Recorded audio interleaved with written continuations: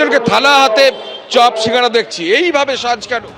দেখুন, আজকে এই কমিশন, এই বাংলার মুখ্যমন্ত্রী আমাদের রাস্তায় চপ বিক্রি করার নিদান দিয়েছিলেন। সেই নিদানকে দিদি বলেছিলেন, আমার সঙ্গে কেউ খেলতে এসো না, আমার সঙ্গে কেউ খেলতে পারবে না। আমরা দিদির খেলায় হেরে গেছি।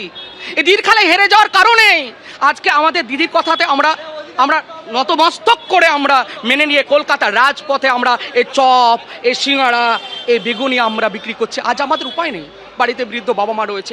আপনাকে বলি, আমাদের এই হকের চাকরিটা নানা কৌশলে বিক্রি হয়ে গেছে।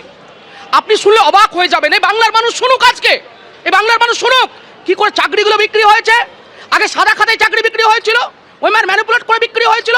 এবার কমিশন ওই সমস্ত টাকা দেওয়া, যে সমস্ত 2016 সালে আবার তাদের টাকা নিয়ে 3 থেকে 4 দিন আগে তাদের উত্তর দিয়ে দিয়েছে। তার প্রমাণ আছে। কমিশন এটা একবারও বলতে পারবে যে এটা আমরা করিনি?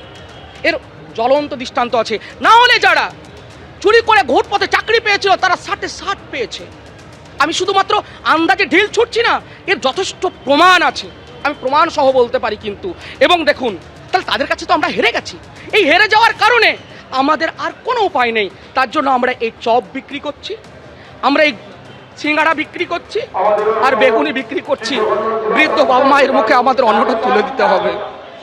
চপ সিঙ্গারা বেগুনি নয়, এখানে একটা চায়ের ক্যান্ডি দেখতে পাচ্ছি, একদম নতুন চায়ের ক্যান্ডি, সেখানে চা এইভাবে ঢালা হচ্ছে। এটাও কি ওরকম একটা পদ্ধতি?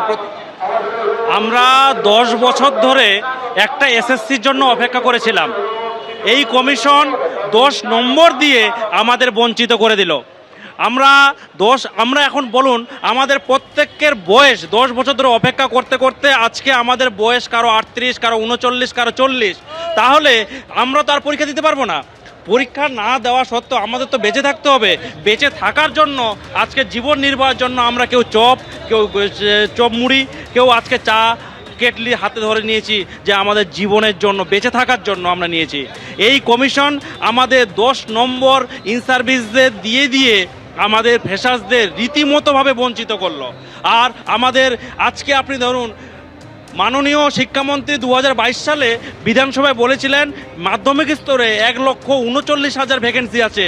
সেই জায়গায় তিনি যে ভ্যাকেন্সি 23,212টি ভ্যাকেন্সি করেছিলেন, সেখান থেকে দুদিন আগে আরও 3টে সিট কমে গেছে। কি করে কমতে পারে, যেখানে লক্ষ লক্ষ ভ্যাকেন্সি, প্রতিটা স্কুল ফাঁকা, সেই জায়গায় ভ্যাকেন্সি কমছে।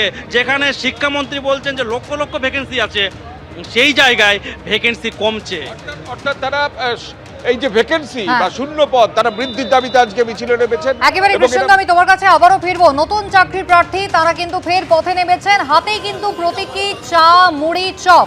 মমতা বন্দ্যোপাধ্যায় তিনি এই পরামর্শ দিয়েছিলেন যে পথে চপ মুড়ি বিক্রি করতে পারেন, মাকে বলবেন বাড়ি থেকে একটু ঘুগনি বানিয়ে দেবে। ঠিক কি বলেছিলেন মমতা বন্দ্যোপাধ্যায়, দেখুন। স্বপ্ন দেখতে শিখুন। আমি যখন বলি অনেকে আমাকে খেপায় যে আমি কেন চায়ের কথা বলি। প্রধানমন্ত্রী যখন বললাম চায় বেচতে, তখন তো তুমি কিছু বলো না। আমি যদি বলি ভাই যখন কিছু নেই 1000 টাকা নাও, দুটো চায়ের কেটলি কেনো, ঘর থেকে কিছু চা কিনে তৈরি করো, আর বিস্কুট নাও, বউকে দিয়ে ঘুগনি তৈরি করে আনো, দেখো প্ল্যাটফর্মে গিয়ে দাঁড়াও, বাস স্ট্যান্ডে গিয়ে দাঁড়াও, এই টাকা তোমার কত দিনে কত টাকায় দাঁড়ায়। কোনো কাজ ছোট নয়, সব কাজই বড়।